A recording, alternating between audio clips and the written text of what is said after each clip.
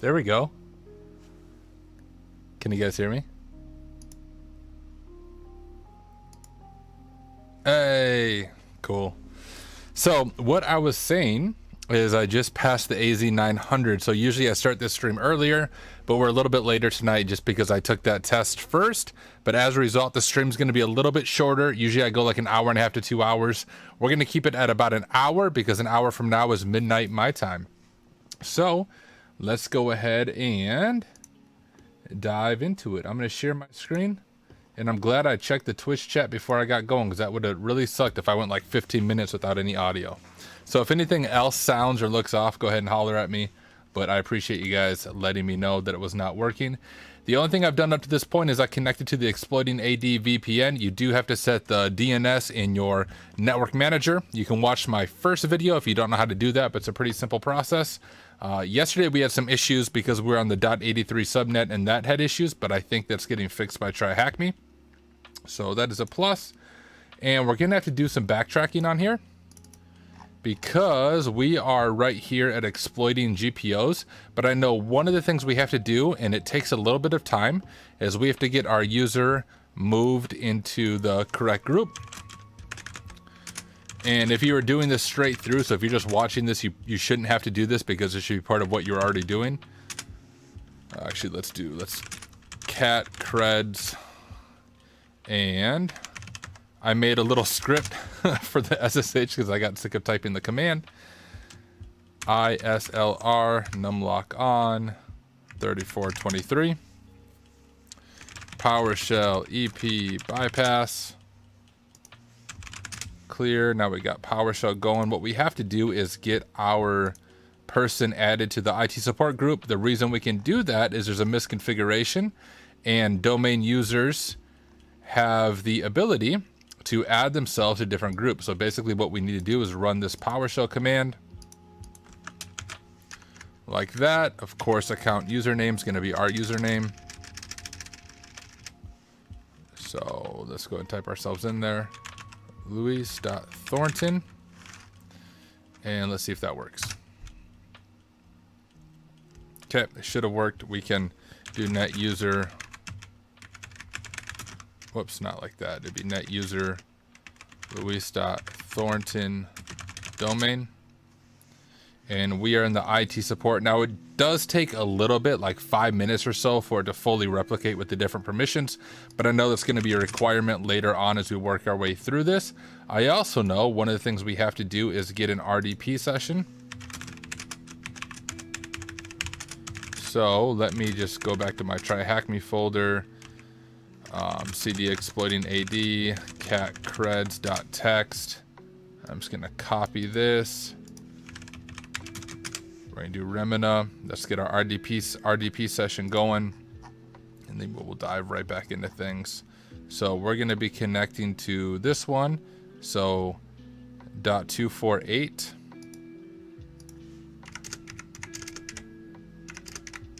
Whoops, that's not what I meant to do.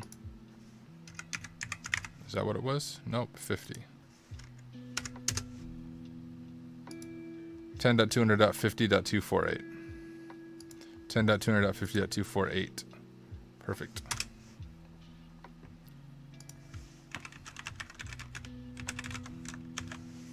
We'll just save the password. Why not?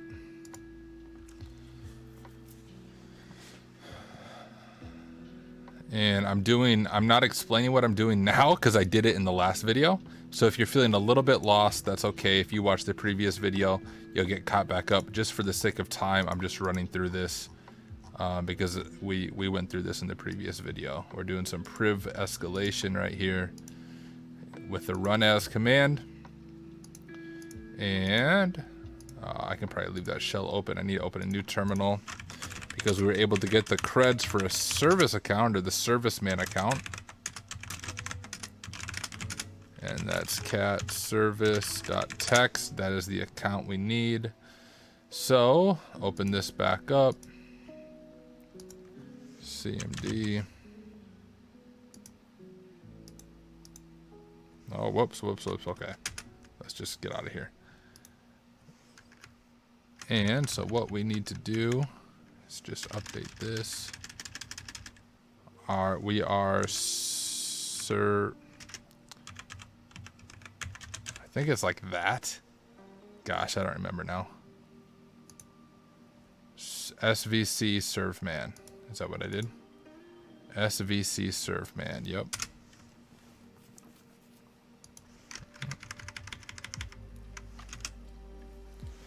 Enter the password. That's this right here. It never lets me like copy and paste it, so I'm gonna throw it up on Notepad and just put it on my other screen so you guys won't see it, but you have to trust me that I'm typing it right. At least hopefully I'm gonna type it right. It's like the first time I do it, I always type it wrong, so we'll see what happens here.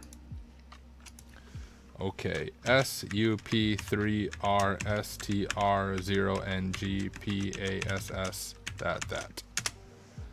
And no matter what, even if you type it wrong, it's going to give you this prompt. So there's a little command you can run to verify that you typed it right. And that is this dir command right there. See if it lets us copy and paste. Nope, it doesn't. Remember the syntax. And then sysvol. Okay.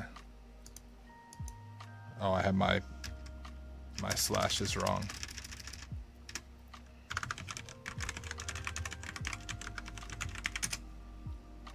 Okay, and it worked. Usually if it doesn't work, you'll get a prompt saying invalid creds or invalid password. So we need to open this up. I'm going off memory now, so we'll see if I mess this up, because this was a week ago that I did this. But I've done similar stuff at work, obviously not exploiting stuff, but working in here. So we'll see if I can get it. Group policy management. What we're doing is we're adding our user to a group because we know that this serviceman account has certain permissions. And we found that out using Bloodhound. And what we learned is it had permissions to servers. Was it managed servers, I think? Manage server pushes. So if we go here, click edit, policies, window settings. If I get this all right by memory, I'm going to be blown away. I think security settings, restricted groups, I think. Does somebody already do it for us? That would be great if they did. This is a shared network, so there's always a chance somebody else did this, because if I go to, oh, maybe it's not add group, maybe it's, is it just open? No, okay, let's glance. My memory's failing me now. We can navigate, blah, blah, blah. We can right click on the GPO, click edit, restricted group, select add group. If the IT group already exists, it means someone's already performed the exploit. Perfect. You're gonna delete it, create it yourself, or just inspect it to see what was configured. So let's go ahead and inspect it. Maybe properties. Yeah, so this group is a member of. What we do is we add those specific things, I believe, if I remember right. This group is a member of. You're going to add administrators and remote desktop users. Once the configuration is made, we can apply an OK. Now we all do is wait for a maximum of 15 minutes. But the nice thing is, since somebody already did this for us, we should be able to log in. So as of now, if you're watching like this series and you watched part 1, part 2, we are now caught up to where we stopped in part 1. All right, so now I'll start slowing down a little bit and explaining things. What object allows users to configure Windows policies? Which object?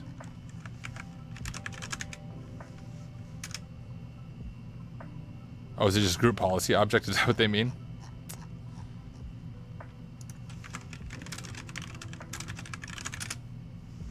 What AD feature allows us to configure GPOs for the entire AD structure? And that's what we got with Bloodhound.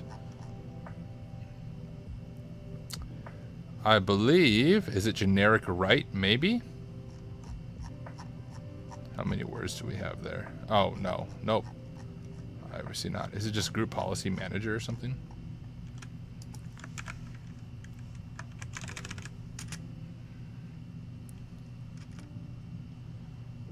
Okay, let's just glance through here. I'm sure it's something obvious. What AD feature allows us? One permission. Furthermore, it seems that this GPO is applied to our THM server 2 machine. Blah, blah, blah. Remember we discussed the sysfile directory. That is a directory where AD GPOs are stored.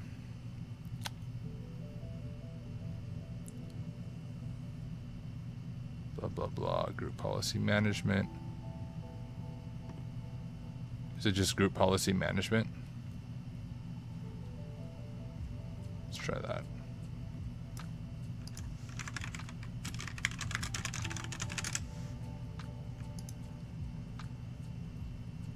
Hey, Amoeba Man. Yeah, and I passed the exam. I got an 865. Passing score was 700, so had a healthy pass on that exam. Took me about 20 minutes.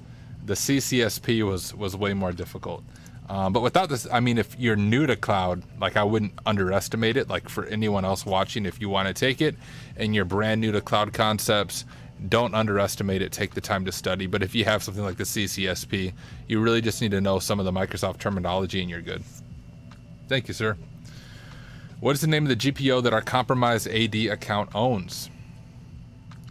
That is that server managed push or managed server push or something, if I remember right. Management server pushes. I think that's what it's asking for.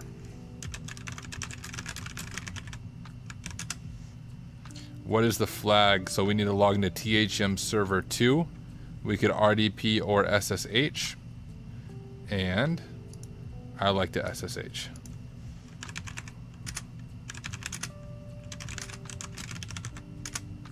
See the syntax there.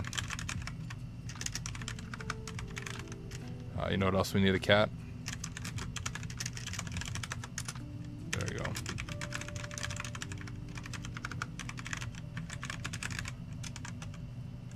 Is it THM server 2, I think? We'll see if I get that right. ISLR 3423. I may have typed the password there wrong. Yep. Fat fingered it the first time.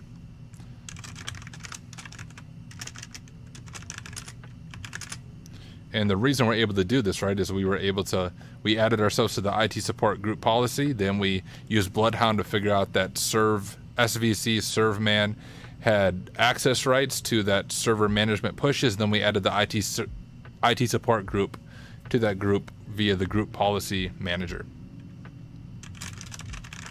And that's how we're on the THM server 2 machine now. Yeah, type flag 4.txt. For those of you new to kind of Windows command prompt, type is kind of like cat in Linux. So you can grab it out right here. Boom. Exploiting certificates. Now I'll definitely slow down and read this because we haven't got to this part yet and I'm doing this fresh. So I remember doing a little bit of this when I was doing the recent threats module and we abused some AD certificates, but let's see.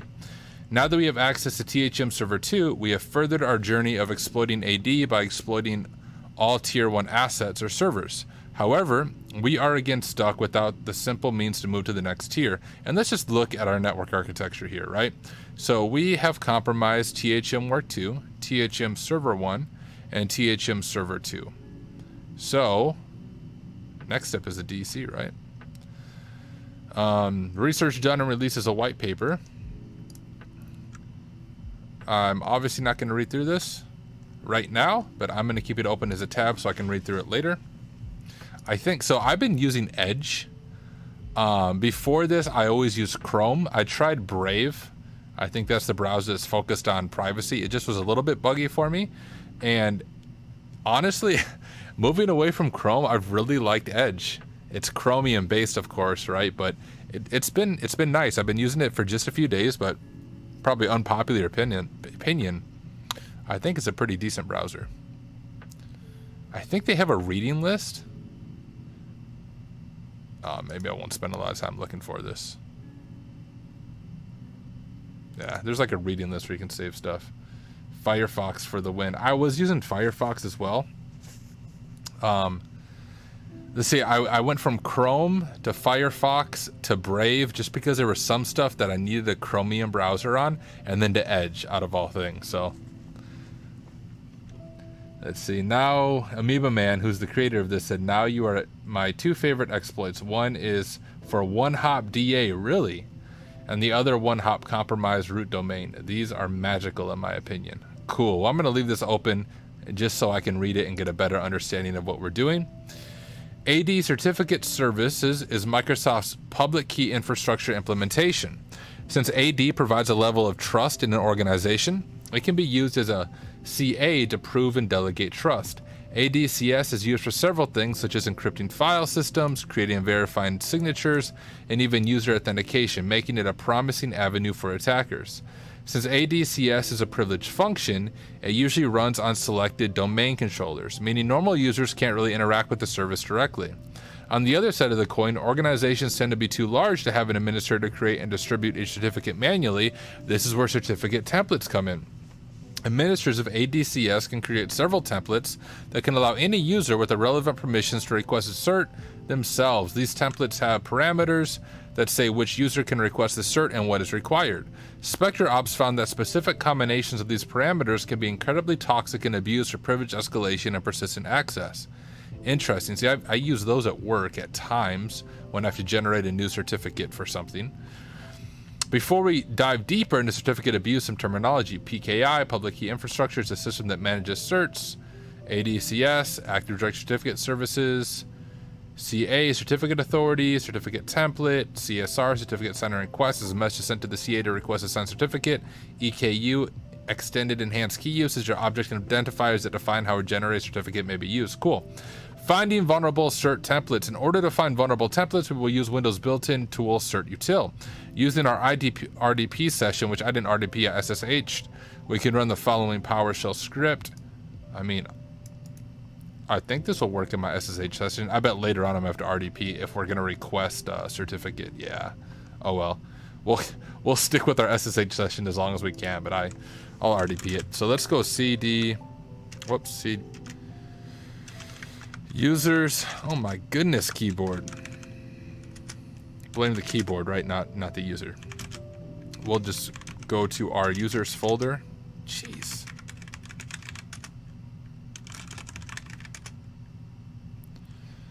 And let's do, oh, I might need PowerShell, or maybe not. And let's do dir temp type templates.txt.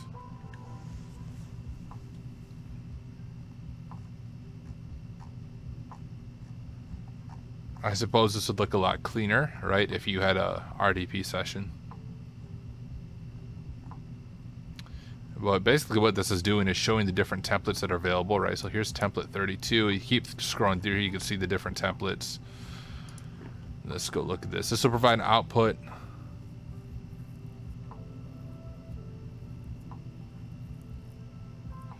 RDP is to show how this entire exploit can be performed clicking GUI buttons. Oh, I'm reading Amoeba Man's comment on Twitch for those of you watching on YouTube. You could use tools like Certify if you did not want to use RDP, but I think it's impactful to show truly how easy this exploit is. Okay, well let's go ahead and we'll get there. We'll do RDP in just a second. He says usually hacking requires some hacking tools. This needs none of that. Yeah, that is interesting. So we just need to have these things enabled, right? This is probably an output of all configured templates. We could also use certificate auditing tools such as GhostPack's PSPK audit. Never heard of that before. Keep that open in tab. However, a manual approach allows us to make sure we find all possible misconfigurations.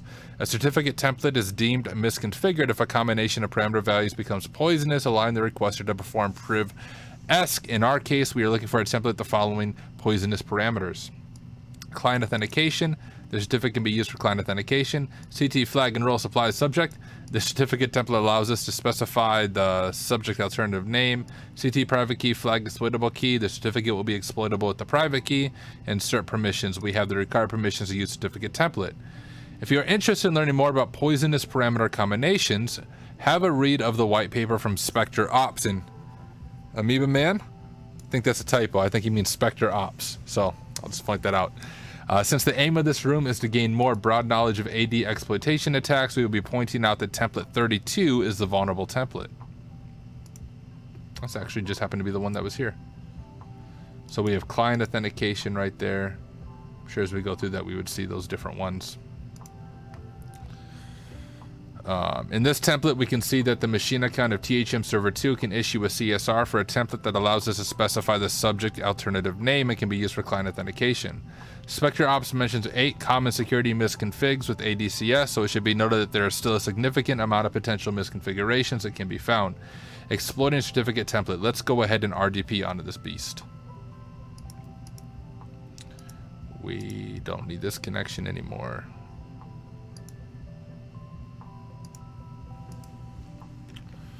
So we would still be using our previous creds. So we're going to be using that as our password.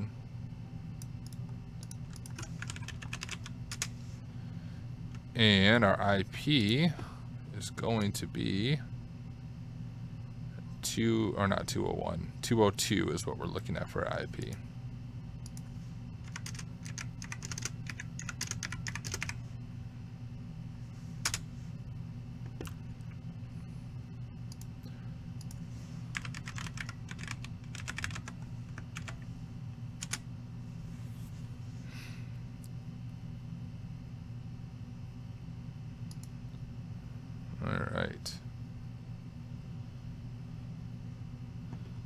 Getting our first time login set up, it looks like. Put these side by side. Give our hacking box a little more room.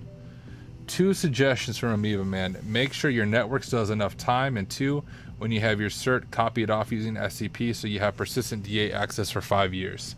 10-4. We have 53 minutes. We can extend that. I think if it's less than an hour, you can extend it. So we got an hour and 53 minutes. It should be good there. And let's keep working through it. Okay, where are we at? Blah, blah, blah. Exploiting the certificate template. Using RDP access will now request a certificate. If you use Remina and save the config of the RDP connection, please make sure to disable restricted admin mode. I don't know if I disabled that, but I didn't enable it either, so I don't know. We will use the Microsoft Management Console. Click Start Run.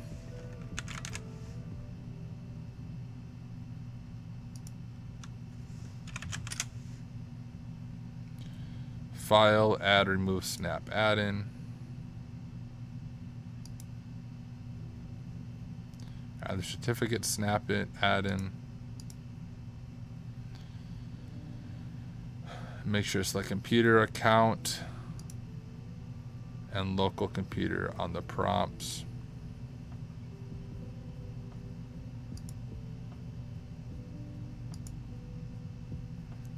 Okay. So far, so good. Just tiny. Make it a little bit bigger there. You should now see the certificate snap in, which we do. We will request a personal certificate. Right-click on personal and select all task, request new certificate. Click next twice to select the AD enrollment policy, which you can see is barely here. Blah, blah, blah.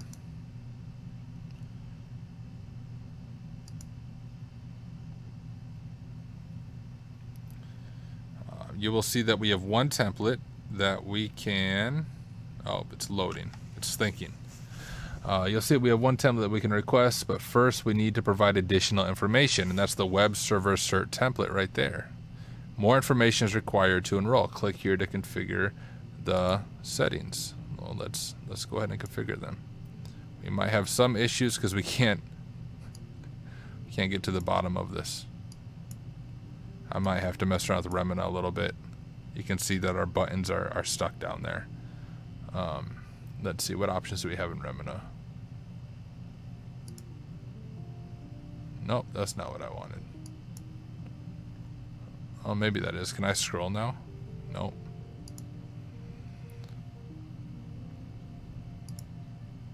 Oh, that doesn't do anything for me, does it?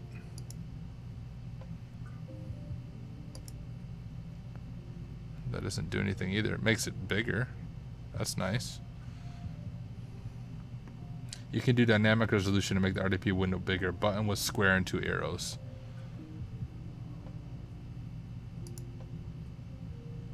Hey! Thank you. Looks like it's bugging out a little bit. That's much better. I wish I knew that trick before. I'll keep that trick in mind instead of always working with a tiny screen. All right, you'll see that we have one template that we can request, blah, blah. Click on more information, change the subject name type to common name. Got it. And provide any value, since it doesn't matter, and click add. Change the alternative name type option to user principal name, or UPN. Supply the UPN of the user you want to impersonate. Geez, so we can do domain admin right here.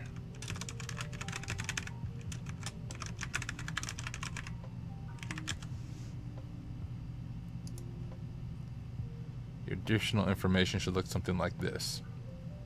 Yep. Once you're happy, click apply and OK. Then select your certificate.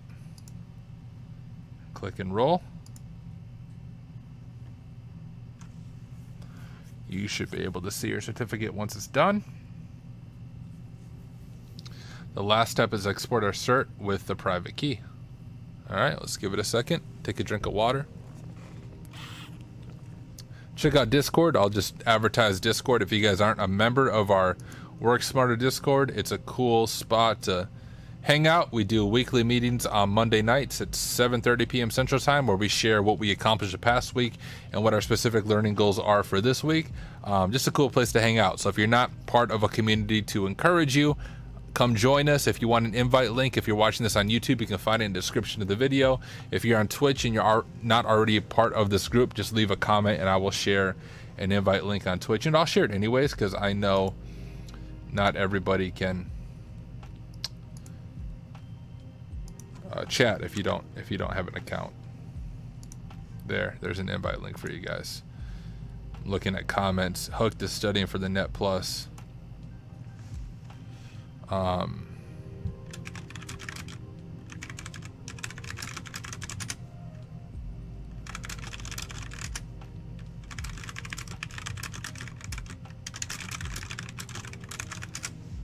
By the way, if you guys are taking Net Plus or CCNA, look up Subnetting by Hand by Jason Dion. It's awesome. That's how I learned how to subnet. You don't need a calculator or anything. It's like magic. Okay, finish. So if we go to personal certificates, there's our Hack Smarter certificates. So right click and do all task export. Click next. Select yes, export the private key and click next.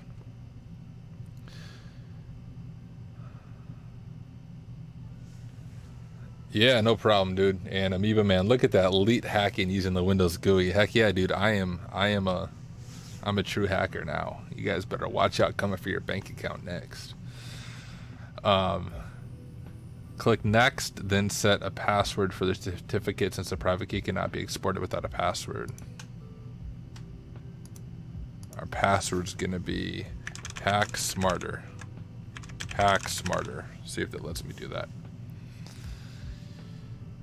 Click next. Select a location to store the certificate. Let's put it on the desktop for now. And we'll call it Hack Smarter.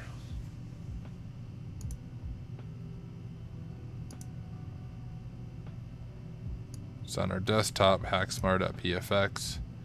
Click finish. The exporting was successful. Yay! And he said to go ahead and grab that via SCP, put it on our machine. So I think our shell was actually on this server, right? Or our SSH session here.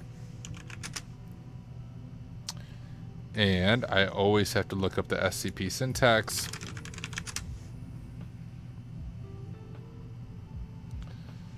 The syntax with SCP command, blah, blah.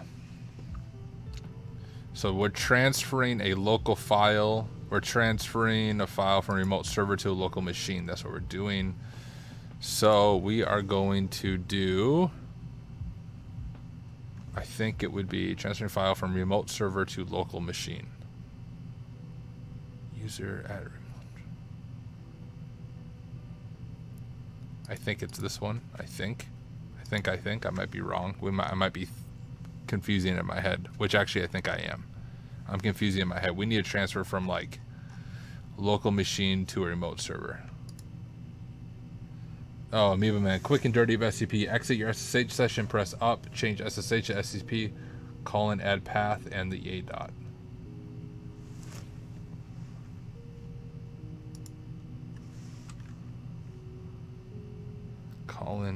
Add path, and the 8 dot. Okay, so I see. So if you were doing it that way, could I, to do it from within the session, it would be this, right? SCP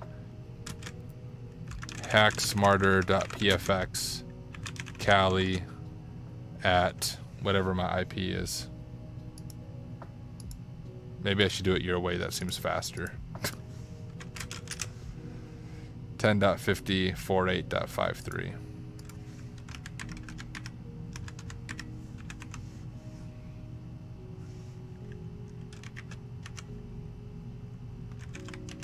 We'll do it in home Cali downloads, just because I know that's a good folder.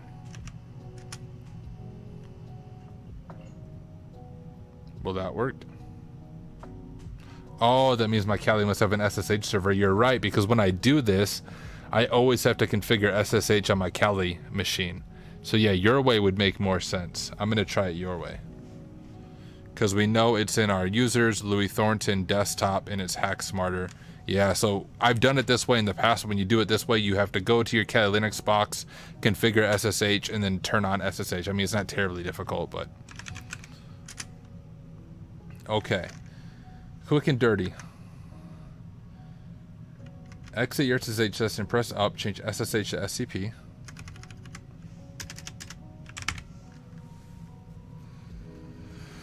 Add path in the dot. Just make the slashes in the path that slashes. Okay, so SP like that. Add path. Would it be? I need to look at this on here. I'm confusing myself. So now we would be transferring from. No, after loc.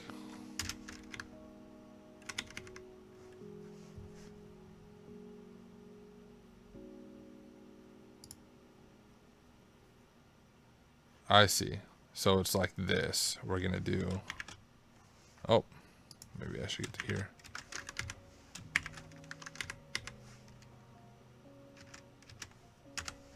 So it's like this.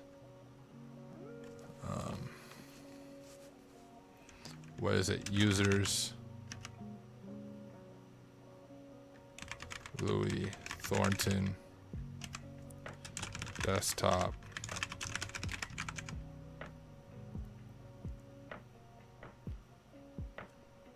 Am I doing this right? We'll find out in a second.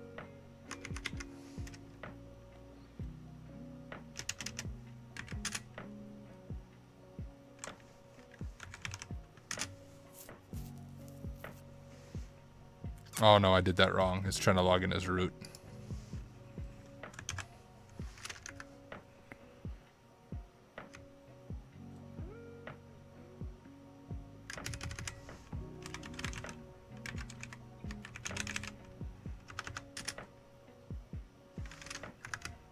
Gosh.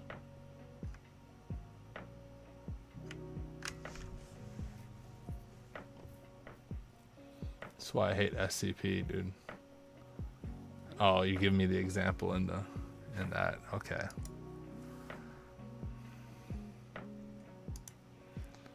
Let me just start over.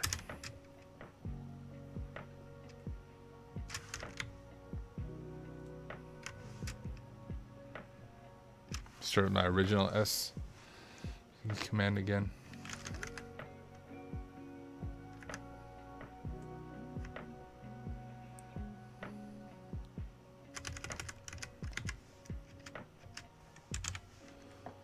The confusion comes in because for this SSH you have to specify the domain. Oh, okay, I see.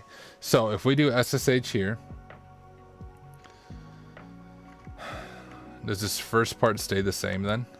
za.tryhackme.lock, I'm specifying the domain there. And then I'm doing the user at thmserver2.za.tryhackme.loc. And then I'm guessing I'm going like that. And then we're going users louis.thornton desktop hacksmarter.pfx.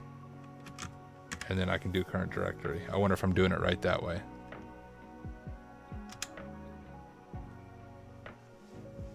Hey, I think I am now. Oh, sure. Yeah, I do.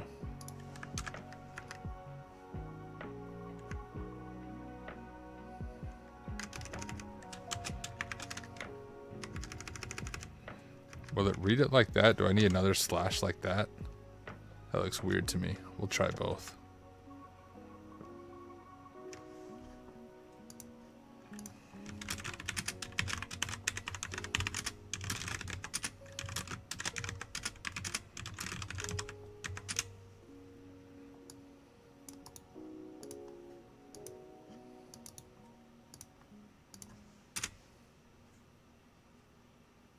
Got it. Gosh, that's SCP. Why can't they just make it easier? Alright, we'll at least have it. No matter how much time it took me. We apparently with Evil WinRM you can download and transfer files. Maybe I should try that next time. Okay. User impersonation through certificate. Now that we have finally impersonated a user, to perform this, 2 steps are required. Use a certificate to request a Kerberos ticket granting ticket. Load the Kerberos ticket granting ticket into your hacking platform of choice. So that's like we're getting a golden ticket, right? For the next step, we'll be using Rubius. An already compiled version is available in the tools directory. Open a command prompt window, and we can do that.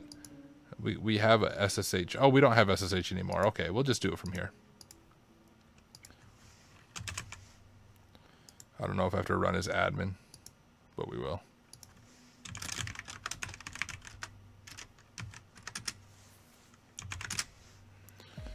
There's Rubius. We will use the following command to request a ticket granting ticket. So let's just see if we can understand this. Rubius.exe ask ticket granting ticket for the administrator user, encoding type or encryption type, certificate, path to certificate, that'll be our hacksmarter.pfx, password, certificate file password that was hacksmarter, out file, name of the file to write the ticket granting ticket to. We'll call that like master or something. Dot pfx, right? Slash domain za.tryhackme.loc slash dc IP of the domain controller. So it specifies the user will impersonate. Encryption type, yep, I got that. Certificate, path to certificate we've generated. Password, out file, fully qualified domain name, IP. Once we execute, we should receive our ticket granting ticket. Okay, well, it makes sense to me. Now, could I remember that? Nope. But that's the importance of notes. I'm going to have to go back through these rooms and compile them all in my OneNote.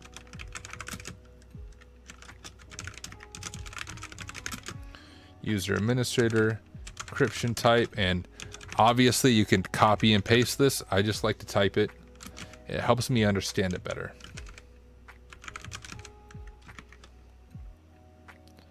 So certificate would be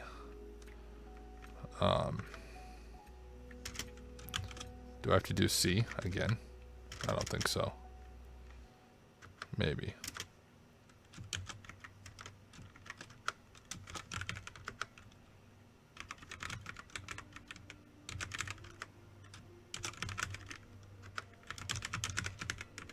May not have to do C. I might be doing that wrong, but that's okay. We'll come back and fix it. Path to certificate, password, and I'm sure I probably have typos in this. hack smarter out file, and we'll call it master.pfx. Domain za.tryhackme.loc DC IP of our DC, which is going to be cheese 101.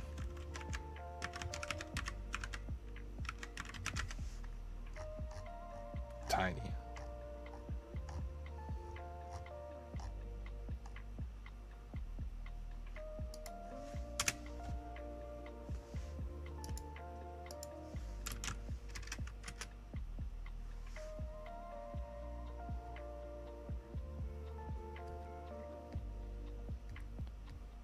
I spelled something wrong in my certificate or in the path. That's my name, right?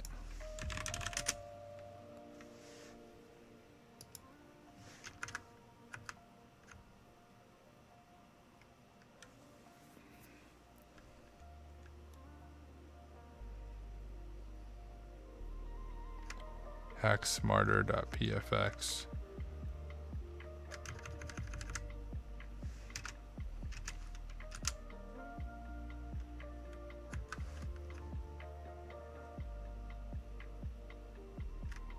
Maybe copy your cert to the tools directory to make things easier. Yeah, that's probably a good idea.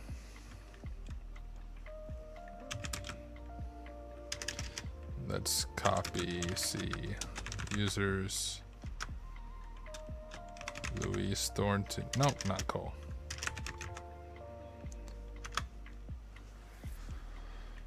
Desktop.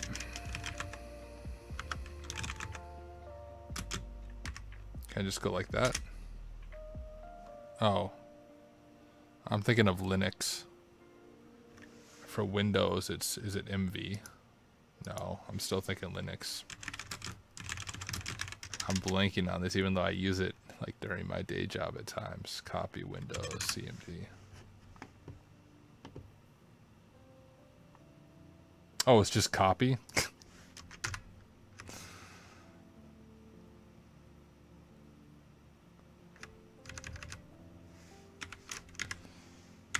New mistake. There we go. Now I got my hack smarter PFX there. And now we have all this. Can I just up arrow that?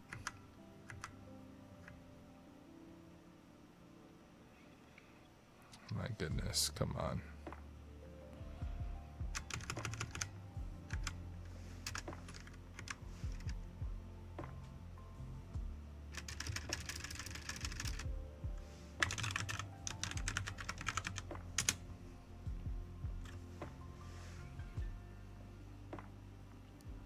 Once we execute the command, we should receive our ticket grain ticket.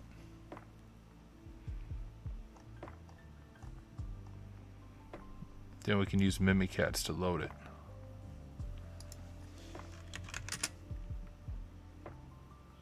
So we get that master.pfx.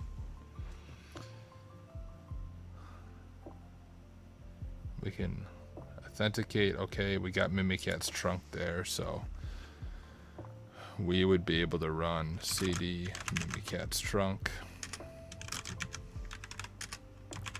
Guessing that's where the executable is. We run Mimikatz, privilege debug.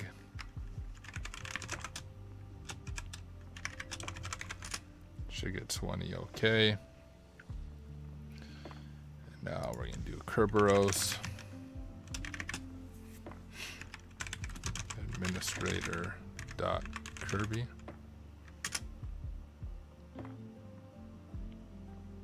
Oh, hold up. Do I do? What am I doing? Kerberos.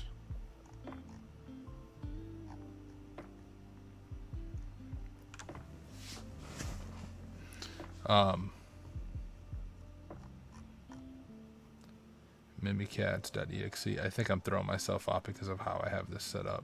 Privilege debug, okay. Kerberos. You should say master.pfx there. Gotcha.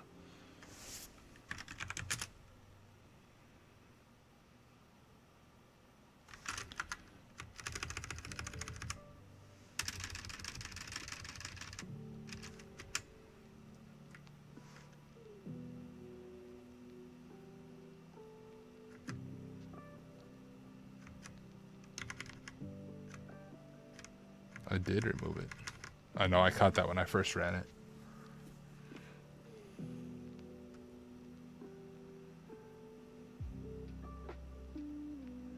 Kerberos, PTT, master.pfx. Oh, I know what I'm doing. I need to just run this from, I need to specify the path. Let's go like this. Let's just run it from here, right? So it's, oops.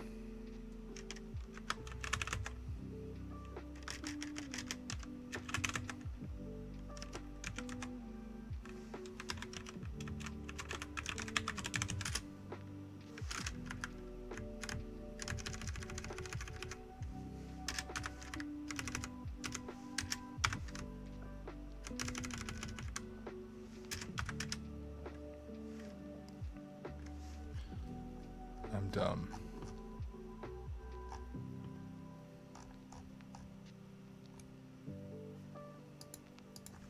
Oh yeah, I am dumb. Don't need a slash right away. There, now it'll work for us.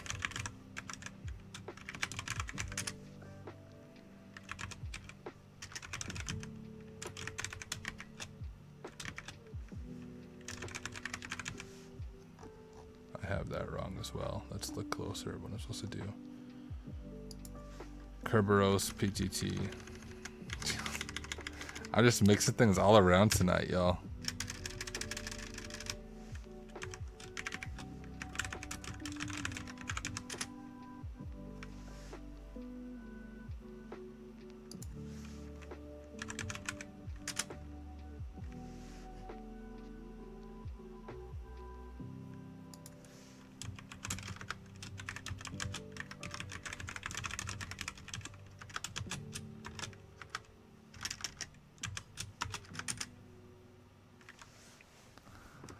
Huh. We have access to tier 0 infrastructure and have compromised the full child domain. Interesting. So I'm just going to recap this for myself. We use Rubius. We got that. We load the ticket, grind ticket, authenticate. And then we have it. What does a user create to ask the CA for a certificate?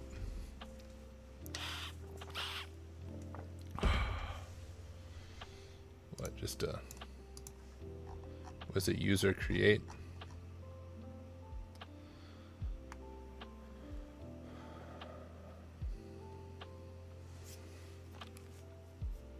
Ticket like a request, right?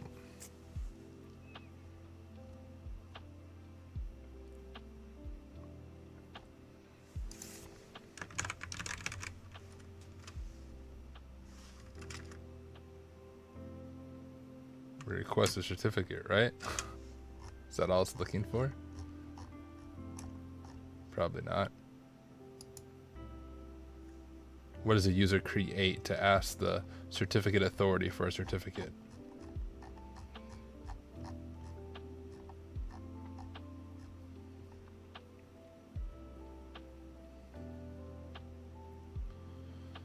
Blah, blah, blah, blah. Oh, certificate template, right? I'm guessing. Because that's what we're requesting. Maybe it's that.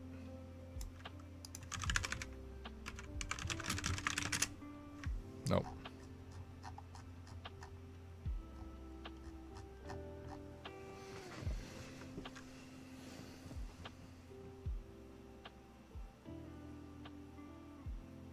Certificate signer request, that doesn't fit it.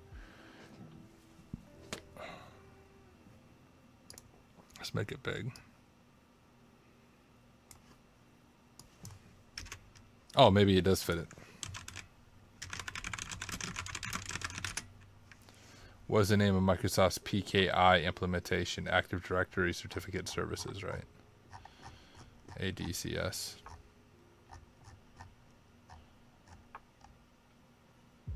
Yeah.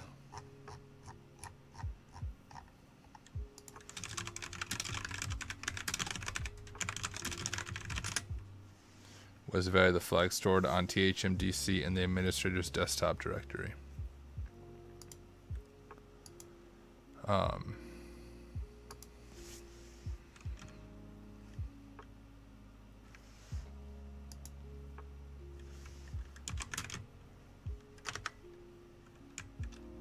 So it'd be the same thing. The administrator would be, so if we do users here,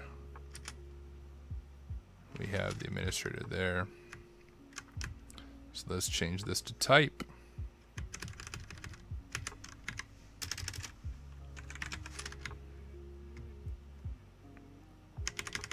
And I'm just gonna guess it's called flag 5, right?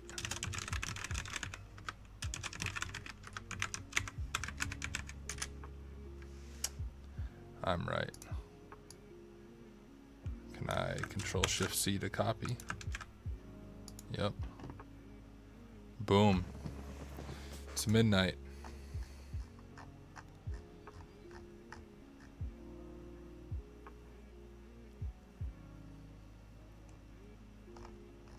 I wonder how long this next part will take me.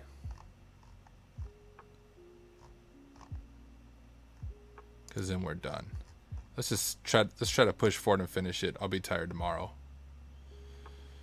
Blackwash, are you not set up for followers or subs? We're set up for followers. We have 104 followers. I don't know about subs. I have no idea. I'm such a noob to Twitch, dude. I don't know what I'm doing half the time. Even though we have access to tier 0 infrastructure, this is still not enough. We have only exploited the za.tryhackme.loc domain. Surely TryHackMe must have domains for other regions as well. Subs, bro, monies. No, I don't think we are set up. I don't know if we're at that level on Twitch. I think we have to unlock stuff still. Maybe. Well, if we take control of the root domain, we will be in a position to compromise all of these regional domains. In this task, we look at how domain trust can be exploited to take control of the entire forest. As discussed in the AD Basics room, a forest is a collection of one or more domain trees inside of an AD network. Domain trusts are a mechanism for users in the network to gain access to other resources in the domain. For the most part, trusts outline how the domains inside of a forest communicate with each other. In some environments, trust can be extended out to external domains and even forests in some cases. There are two main types of trust that can be configured. Directional, the direction the trust flows from a trusting domain to a trusted domain. Transitive, the trust relationship extends beyond just two domains to include other trusted domains. It is common to have a root or parent domain in a forest. In our case, this is tryhackme.loc. For each regional office, sub or child domains are created, such as za.tryhackme, uk.tryhackme. This forest config will allow the sharing of resources between the ZA and the UK office. For example, if some users in the UK office require access to THM server 1, we get access for the user in the ZA domain. This permission delegation works since there's a bidirectional trust between ZA and the root domain and the UK and the root domain, essentially creating a transitive trust between ZA and UK. Okay, that makes sense. As mentioned above, the trust between a parent and child domain is bidirectional. This is intended behavior and is used to share resources through greater transitive trust relationships. However, as an attacker, we can also exploit this trust to compromise the parent domain if we compromise a child domain. So now we're going to do golden tickets. KRBTGG is the account used for Microsoft's implementation of Kerberos. The name is derived from Kerberos and Ticket Ticket. Essentially, this account acts as a service account for the Kerberos Distribution Center service, which handles all Kerberos ticket requests. This account is used to encrypt and sign all Kerberos tickets for the domain. Since the password hash is shared by all domain controllers, they can verify the authenticity of the received ticket when users request access to resources. And yo, I appreciate that. I thought that was always a thing. I appreciate what you do. Would definitely sub. I tell my friends about your account and they ask the same. Cool. Once we get it enabled, y'all can sub and maybe me and Nate can quit our day jobs and just stream on Twitch every night. However, what if we want to generate our own ticket granting tickets to grant us access to everything? This is known as a golden ticket attack. In a golden ticket attack, we bypass the KDC altogether and create our own ticket granting tickets, essentially becoming a ticket granting server. In order to forge ticket granting tickets, we need the following information: the fully qualified domain of the domain, the security identifier of the domain, the username of the account we want to impersonate, and the KRBTGT password hash. And I have some notes on this. I wonder how accurate my notes are. Let me just glance at those. Active Directory.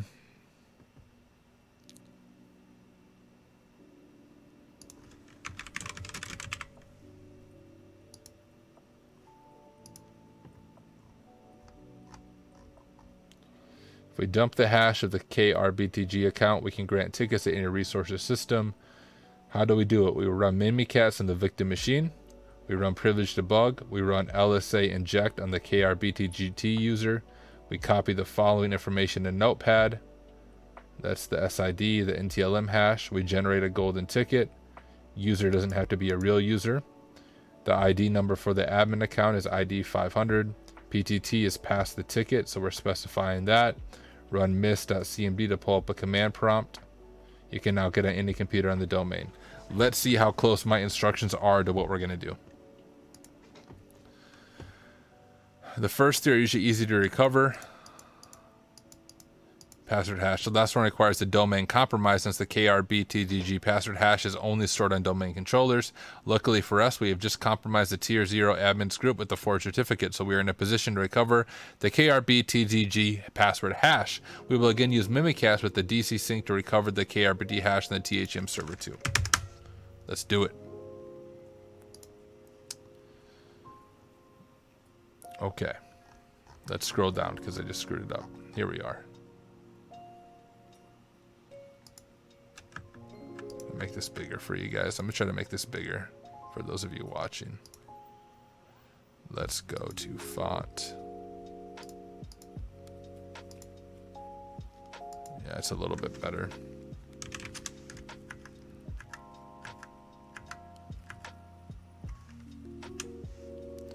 So Mimikatz, do privilege debug. So far my other instructions were correct.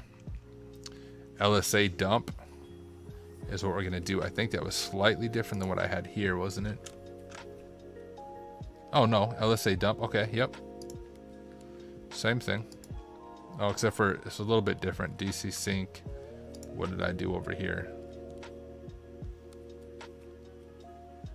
Running LSA inject. I wonder if they both work. I wonder if this is two different ways of doing it. Maybe if Amoeba Man's still on, he can tell me.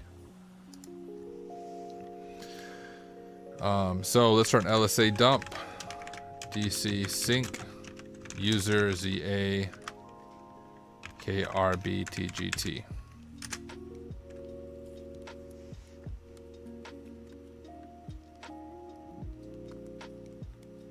And look at what it's given us.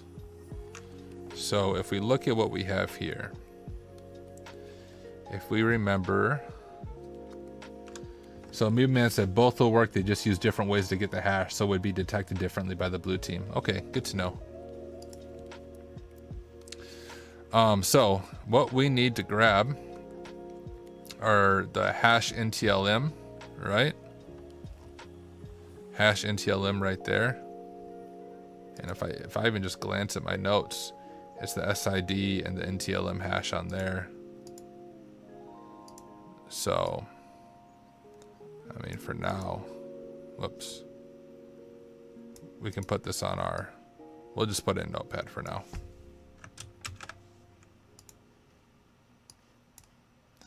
Handy dandy Notepad.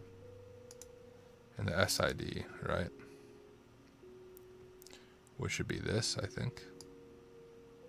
Well, maybe we don't need that right now. Under the, do we need the NTLM 0 stuff as well? Let's just copy all of this because I know it's just removed on there. Well, I mean, the NTLM 0 is the same.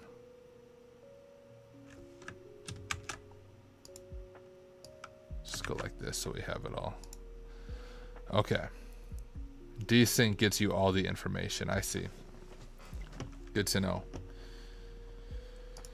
Using the KRBTGT password hash, we can now forge a golden ticket to access any resource in the child domain. This will also be discussed in more detail in the persisting AD room, which will be next, starting tomorrow, hopefully. However, we can take this a step further by forging an inter-realm TGT. Now I feel like I'm in Star Trek, yo. Inter-realm TGTs are used to provide access to resources in other domains. In our case, we want to exploit the bidirectional trust relationship between the child and parent domain to gain full access to the parent domain. We will include extra account SIDs from other domains when we construct the golden ticket to perform this exploit. Mimikatz can assist with this, allowing us to set the extra SID section of the Kerb validation info structure of the Kerberos ticket granting ticket. The extra SID section is described as a pointer to a list of Kerb SID and attribute structures that contain a list of SIDs corresponding to groups and domains other than the account domain to which the principal belongs. The key here is that we will exploit the trust the parent domain has with our child domain by adding the SID of the enterprise admins group as an extra SID to our forged ticket for the domain controller of the child domain. The EA group belongs to the parent domain, and membership to this group essentially grants administrative privs over the entire forest. The default SID for this group is that root domain 519. Before we get into exploitation, we first need to recover two SIDs.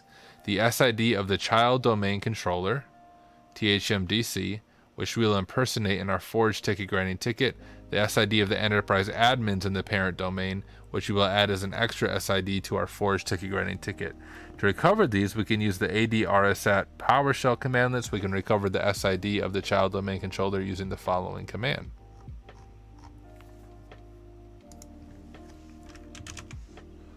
Let's go. Let's just open a new command window. Or maybe we can't do it here. Maybe we can. Let's go down here. Scroll.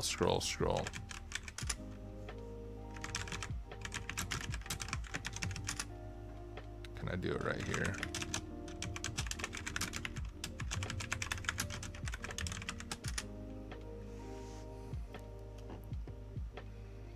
Okay, so we just need the SID, right?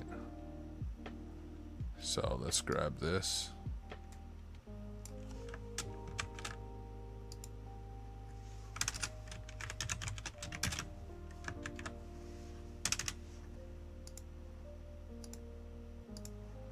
And the enterprise admins group. So this one's a little bit different because it's on this THM root TC. So enterprise admins. Whoops. Why is it not spacing? Thank you.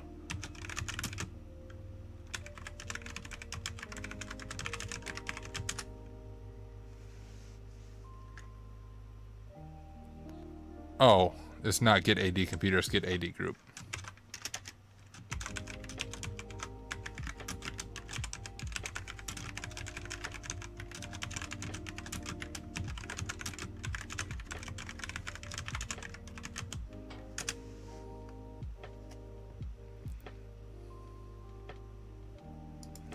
It's not a dash, it's a space. I'll get it one of these times, y'all. Told you.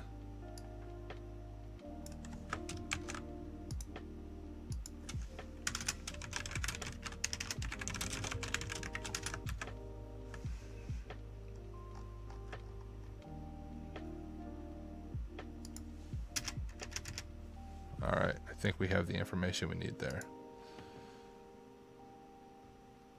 So we queried the parent domain controller, explain domain trust. We finally have all the information required to create our forged ticket granting ticket.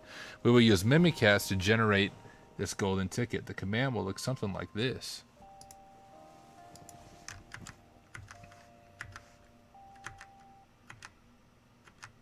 Oh, I'm in PowerShell. I mean, I suppose it would still work.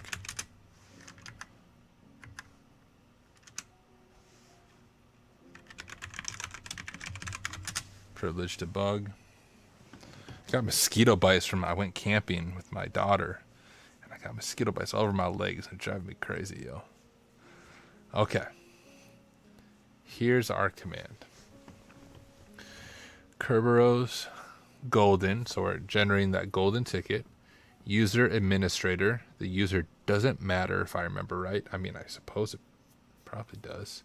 Domain za.tryhackme.loc. The SIDs.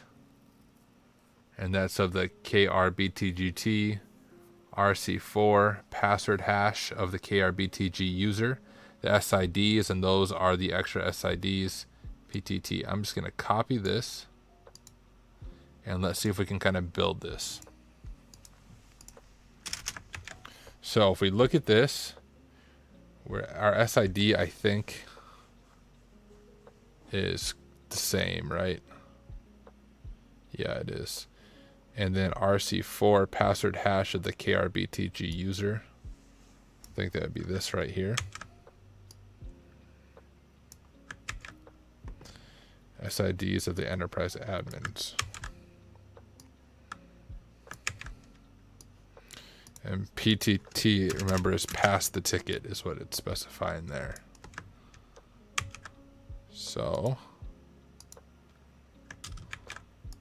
whoops. Okay. Golden ticket for administrator za.tryhackme successfully submitted for current session. I think we're almost there, folks. First, we will verify that this ticket works for access to THMDC since it's a valid ticket for the administrator user of the child domain. So, we exit here.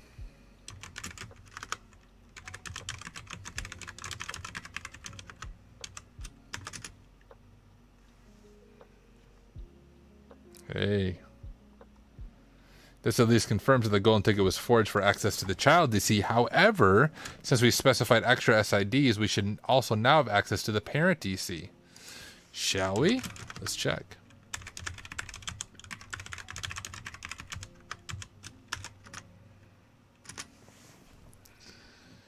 Fascinating.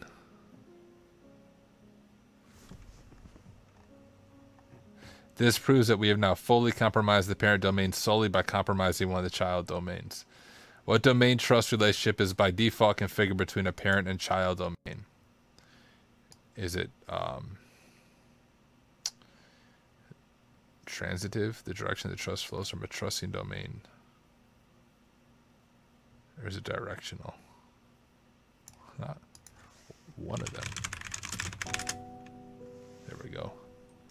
What is the name of the AD account used by the KDC sign KRBT? Let's see. KRBTGT. What is the name of the ticket grant ticket that grants access to resources outside of the current domain? Is that transitive? What is the name of the ticket? Oh, the ticket grant ticket that grants access to resources outside of our current domain. It is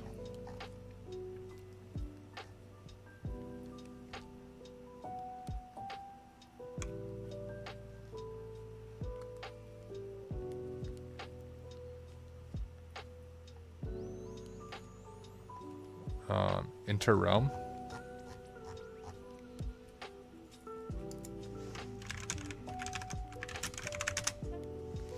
What is the value of the flag stored on THM root DC and the administrator's desktop? That was fascinating network, y'all. I encourage you, if you haven't already, go through it yourself or follow along on the video, stumble through it with me. Still so much to learn. Like every time I learn a little bit, I realize how much, how kind of lost I feel at times. But suppose the more of these I do, I'll maybe get a little bit better each time. Administrator, desktop, flag 6.txt, full EA compromise, yo. Conclusion. Exploiting AD takes time to master. And look, what I just said, like, I still feel lost. It takes time, right?